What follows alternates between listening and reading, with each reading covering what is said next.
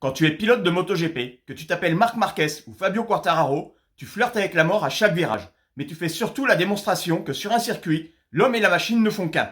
Et si tu en doutes, mets-toi à la place de l'un d'eux, dans une courbe, à la vitesse maximale autorisée sur autoroute, sur une machine de 160 kg et 280 chevaux, inclinée à 60 degrés. C'est cet angle d'attaque, cette inclinaison dans le virage qui est incroyable. Tu es à 130 km/h et pour prendre le virage parfait, tu dois te pencher vers le sol qui défile à toute vitesse sous tes yeux. Mais qui fait ça?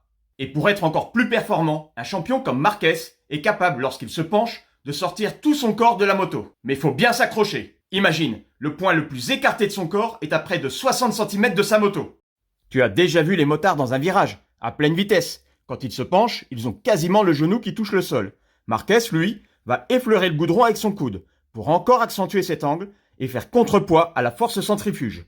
Ce sont de véritables équilibristes. Tels des funambules sur leur fil, la moindre perte d'équilibre peut être fatale. À sa plus forte inclinaison, le pneu de la moto a une surface de contact avec le sol de 5,7 cm², soit une pièce de 2 euros. Tu peux vite perdre à ce jeu, c'est pile ou face.